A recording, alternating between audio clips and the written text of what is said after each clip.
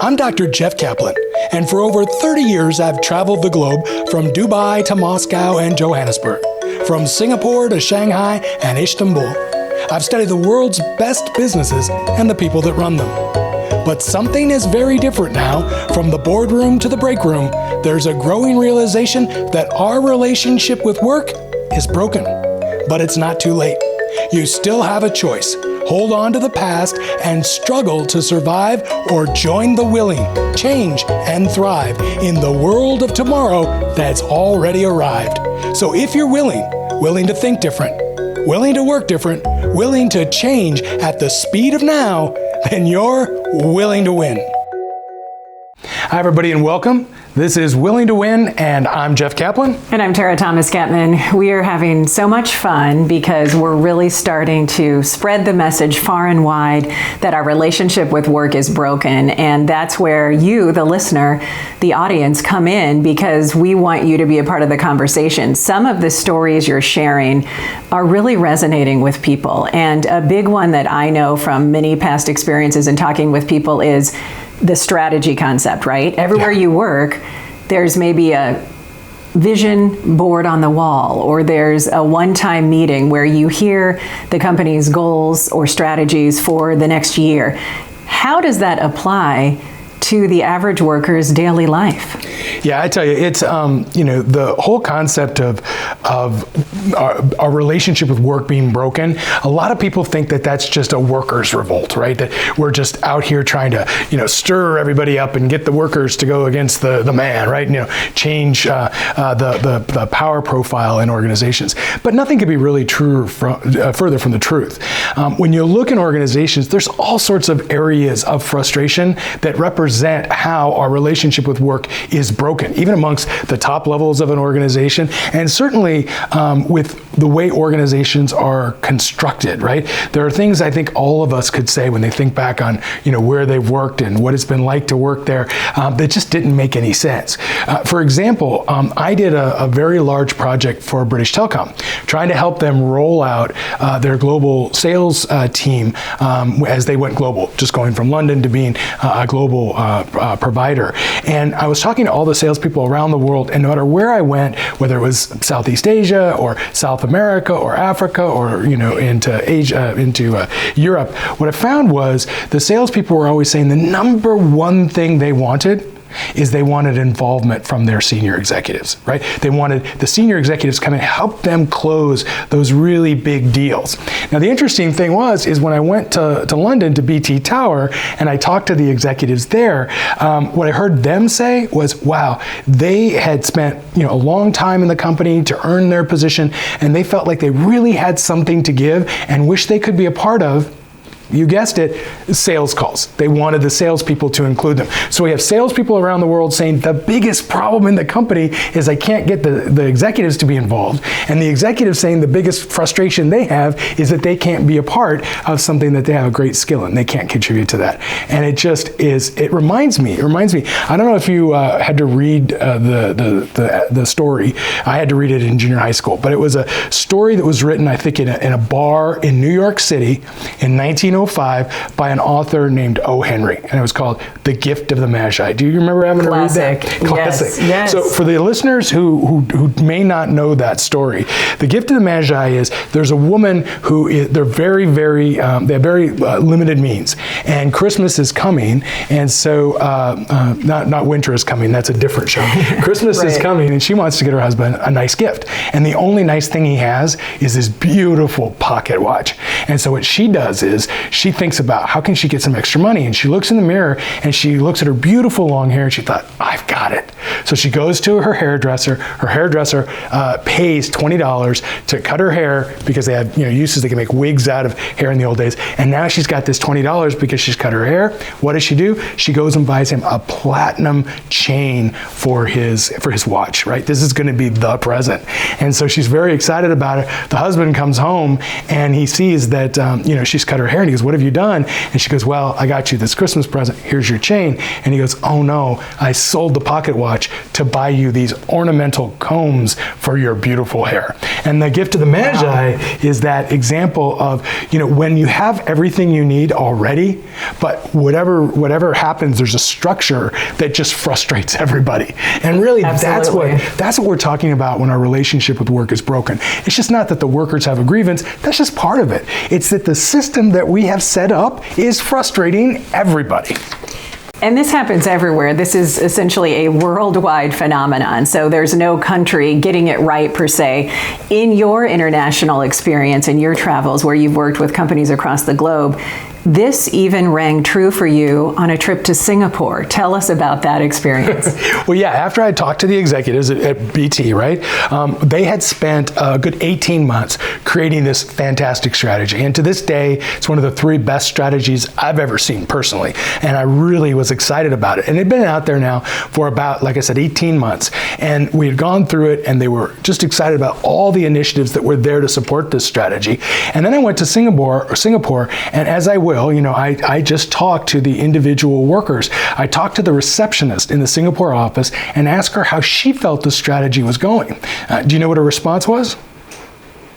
She didn't know that. What strategy? Exactly, right? And that's exactly it. It's like the gift of the Magi all over again. And it's a phenomenon we call, lost in the middle. And the idea is, you've got an executive comes up with this brilliant idea, brings in all of the direct reports, tells them, what the strategy is. But the salesperson hears the strategy and thinks, okay, this is what we can do in sales to advance that strategy. The IT person says, this is what we can do to advance that strategy. And then there may be another executive who thinks, oh, I don't like that strategy at all, because if it works, that means I'm going to be out of a job, or several people in my department will be out of a job. I'm not going to do anything, or I'm going to actually find everything I can. I'm going to do everything I can to make sure that strategy doesn't succeed. And that's just the first layer. In some companies, there's 5, 6, 7 layers. By the time it gets down to the individual worker, it's a miracle if they even know the strategy 100%. Exists. Yeah. So that's the big problem. Yeah, that's a great point when you think about how every voice should matter, yet so many of the people don't realize they want you to be a part of that strategy conversation, but you don't feel like the top person or those individuals making those leadership decisions really cares about you, the small guy, when in fact, the receptionist matters, and he or she should have a voice in that conversation.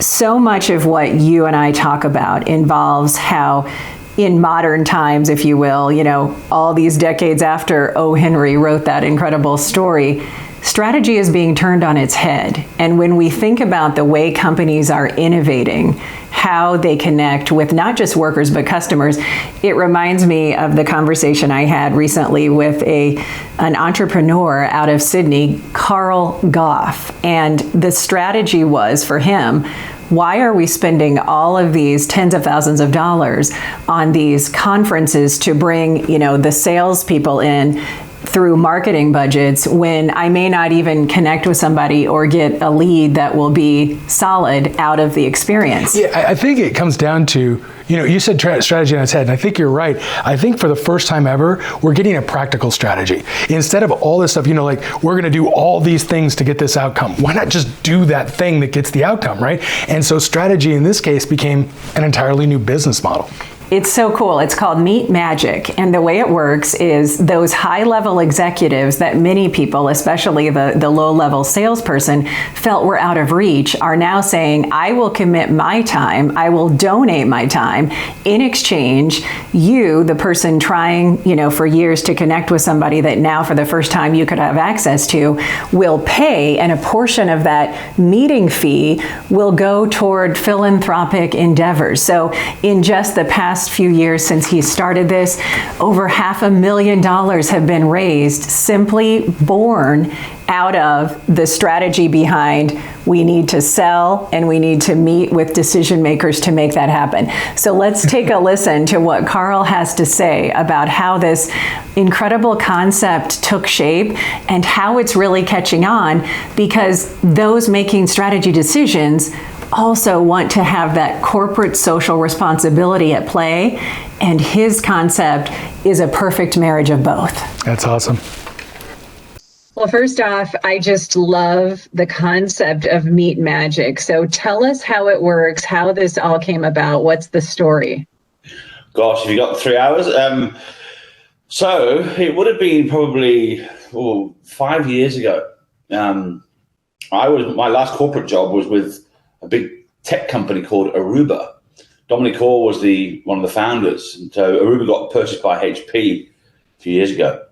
And I was sort of a little bit dismayed with my job because at 20 years in sales in tech, you end up becoming a little bit over all the lunches and the drinks and the eating. You look for a little bit more. And so I spent a little bit of time with my daughter, who was 11 or 12 at the time, and we brought 300 disadvantaged kids from a suburb in Sydney to the beach to have a day of inspiration. And that was really the start of me getting involved in doing charitable sort of work. But I discovered it was so hard to keep going back asking these same people for money. And I thought there's got to be a better way to do this. And of course, being in sales, we all had marketing teams. And I knew that those marketing teams were spending a lot of money on lunches. I call them snouts in the trough, by the way.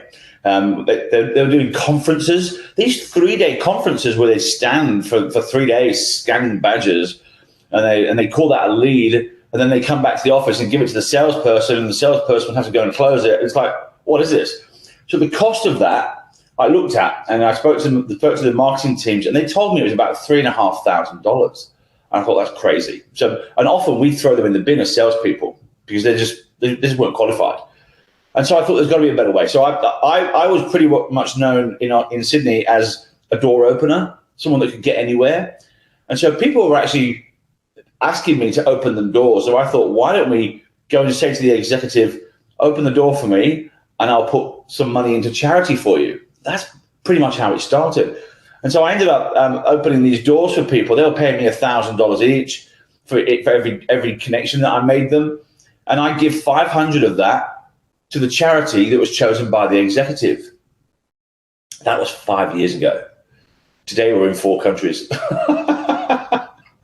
I love it. So how does it work? They get to pick which of your contacts you can arrange them to meet up with, thanks to your connection? Pretty much, yeah. I mean, we've got, so we started off building a platform. So it's a B2B platform, just like anybody would have a pipeline. You'd have a pipeline of sales. Well, I developed this pipeline for executives, people that you would want to meet. So you could go onto the platform, search by industry, search by number of staff, just like salespeople want to meet with certain types of certain size organizations, and you could pick and request and book a meeting. And if you book that meeting, we would then swing into action in the background and make that happen. That was pre-COVID. That was like up until 2019. Then COVID hit and it sort of broke because the platform wasn't being updated constantly. It was just me. I was a startup guy trying to get something off the ground. So all of a sudden I flipped it and put some additional services in place that allowed people to book easier or to pick and select a lot easier than they were on the platform. We're now building a brand new version of the platform. But so essentially what happens is the executives, they just like they do volunteering in the office at work, they pledge to host 45-minute meetings. So we ask them for 3 hours a year. So one 45-minute meeting each quarter. So 3 hours a year, roughly. They pledge that time. We then go to our clients and say, these are the executives who are available, and you can pick off the list which ones you want, and we will then go and make that happen. So the way the platform is going to work is it'll be automatically matching and automatically scheduling and so on. So we've now got over 1,000 executives in 4 countries that are giving us their time each month. Don't forget, you can join the conversation. Go to willingtowin.org. That's willing, spelled out, the number 2, win.org, and be a part of the Legion. Just go to our website, like we said, where you can watch, listen, check out more content, and fill out a short form that will only take you a couple minutes so you can officially be part of the movement and get a chance to win some free merch, like some of the folks have already been sent. We want to thank our sponsors, The Joint Chiropractic, Great Clips, and Live It to Own It. Willing to Win is executive produced by Lift Innovate. It's one of the fastest growing technology consulting firms in the world and works with some of the largest companies in the world. Lift's mission is to bridge the gap between the world's best technologies and the people that use them. Special thanks to executive producers Paul Bernstein and Steve Reisner for making this program possible.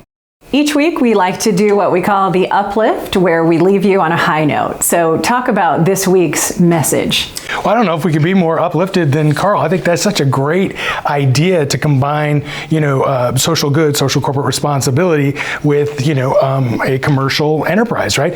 And it's just so exciting that we're starting to create direct links between what we want and how to get there, right? So I think this is the era of two particular themes sort of are going to permeate this era. The first is this idea of practicality, right? So instead of, making things overly complicated, instead of having organizations that have 900 levels, right? And right. Everybody, like the old IBM, way, which is like graduate college, show up, get a job, and then all you have to do is show up, shut up, and do it our way for 40 years, and we'll give you a gold watch, right? It's a much different organization because everybody's got to contribute. So we see this great advance that has been made by this business model, and we hope they do great things. And I think about like all the time and effort our companies have spent over the last 30 years going out and trying to find that one meeting, get that 5 minutes with that one executive, or even within an organization, an individual contributor being able to get a few minutes with an executive. And I will tell you that we started to get little pieces like this coming out over the last 10 years, but nothing like the big rush that we're seeing now. Susan Marisato, who used to be the president of United Healthcare, was a friend of mine, and we were able to do a lot of work together. She invented something called the SKIP program. And the SKIP program was, she had her direct reports, but she didn't meet with them. She met with her direct reports, and then let them work it out that way.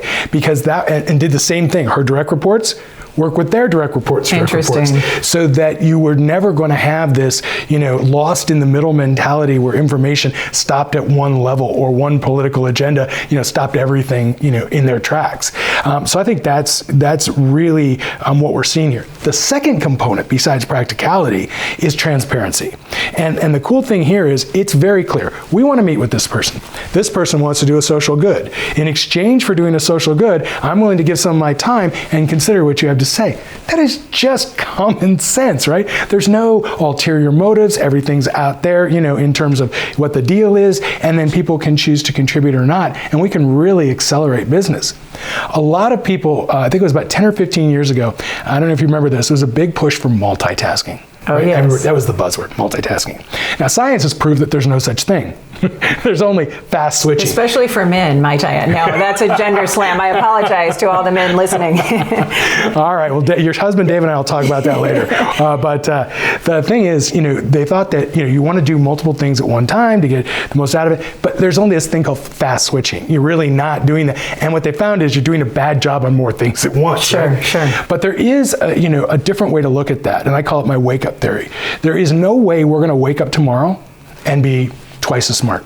We're not going to wake up tomorrow and be twice as in shape. We're not going to wake up tomorrow and be twice as sexy, right? I call it my SSF theory: smart, funny, sexy. We're not going to wake up just doing that, right? So how do we, in a competitive world where we have to do more with less time, and we're now demanding, part of the negotiation for the future, we're demanding certain things, including work-life balance. So if we're not spending as much time, we're not doing the 80-hour work weeks, and we demand to get more stuff done of ourselves, how do we do that? And one of those things is to be really smart about what you do and make sure you get multiple outcomes. You don't have to be doing two things, but you could be making something that creates multiple things. That's what's really exciting, and that allows for this transparency, this direct connection. If we just cut through all the things that used to keep us apart, it allows for this direct connection. That makes the world much more transparent. And I think it was Chief Justice Brandeis said, the best disinfectant is sunlight. And that's what we're seeing now. So I'm very, very optimistic, about the future of, where we're going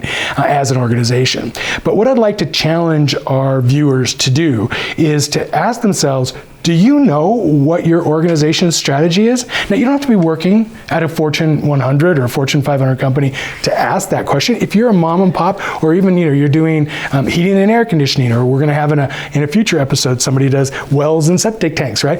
That's still an organization of 15 people. Do you know what that strategy is? And do you know how you can help? It's a fair question, and each employee, no matter what they are tasked with, has a right not only to know and live it, but be engaged with sort of getting to the finish line, right? And that's what I love about this message is we're saying no one left behind. Everybody should have a voice in the process. And what you're saying is that next great idea could come from anyone. I mean, we think about just all the times in our life when we've had a passing conversation with somebody, but there was a nugget of wisdom that resonates, that sticks with you. And that could come from anybody, no matter if they're running the company or they're mopping the floors. No, absolutely. And the thing is, that's what this is all about, right? That's when we talk about a flat organization, there's still decision-making that has to be made. There still has to be a line of authority. Nobody's saying that needs to change. When we're talking about a flat organization, we're talking about giving people an opportunity and a voice to contribute. But on the flip side, right, with freedom comes responsibility, and the responsibility of the worker is you got to be actively engaged. Now, nobody is going to hire, a point guard in the NBA who's passive and just wants to sit back. He goes on the court and just takes the ball and thinks about the play. Right? You got to get in there and you got to get active. So there's a responsibility to be a part of it, and to make sure you're heard, you have to do some groundwork beforehand. So when you have that great idea, everybody's going to be responsive, right? Because if Jeff Bezos says something, people take note. What happens when Tara says something? What happens when Jeff says something, right? We got to do the work so that when we have that great idea, people will take note. So this week, I'd like to challenge the listeners to go out and find out what is your organizational strategy and what could you personally do to advance us. Let us know what you think. We'd love to hear your stories.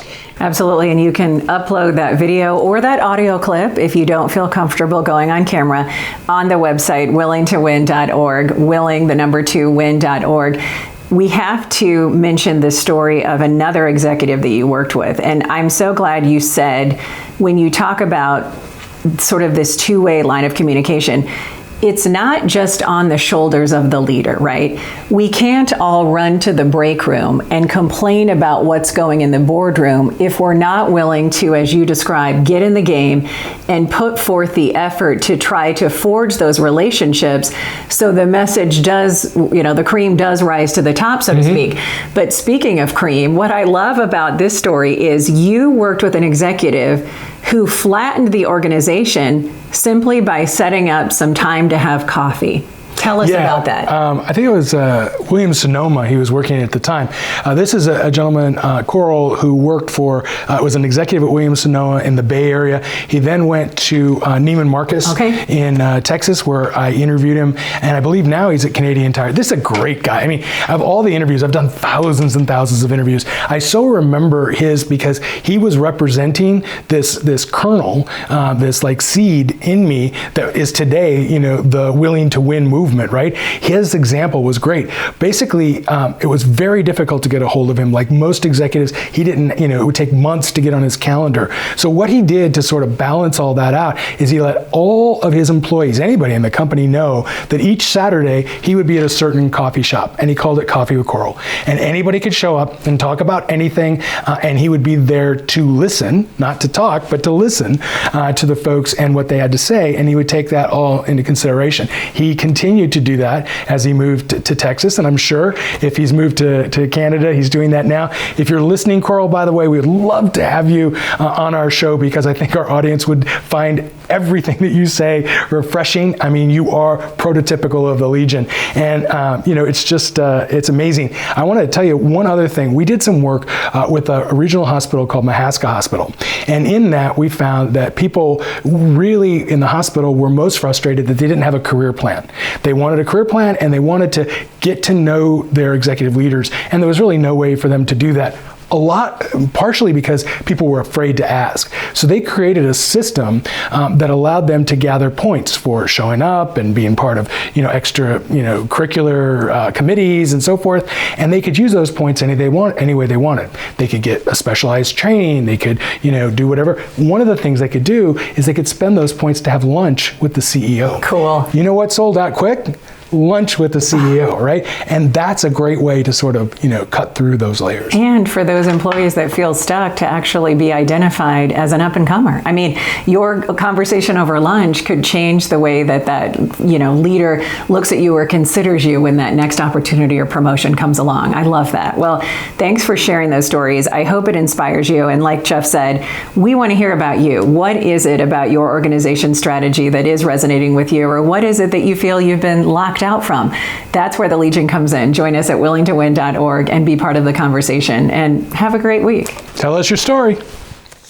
Thanks to everybody who helps make Willing to Win possible. Our co-host, Dr. Jeff Kaplan, and yours truly, Tara Thomas Getman, correspondent Alyssa Nolte, researcher Emily Hammer, floor and studio management courtesy of Mike Carlo and Deb Neerman, graphics and still photography Susan Langman, lighting Sheila Kaplan, Deb Neerman and Mike Carlo, makeup and hair Sheila Kaplan, and post-production Brendan Haggerty and the whole MUD team. Thanks again for all of your assistance in getting us on the air every week.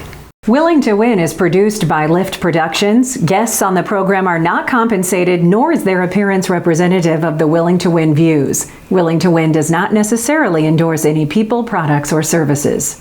Lift Innovate is one of the fastest growing companies in America. The technology consulting firm has a reputation for being a leader in customer success and research. For the second year in a row, Lift has landed on the prestigious Inc. 5000 list of America's fastest growing private companies in its latest ranking. Lift's mission is to bridge the gap between the world's best technologies and the people that use them, striving to change the way our partners view work, one innovative idea, service, and solution at a time. To learn more, go to our website, liftinnovate.com, or call this toll-free number, 1-844-543-8877. Again, that's Lift Innovate at 1-844-543-8877.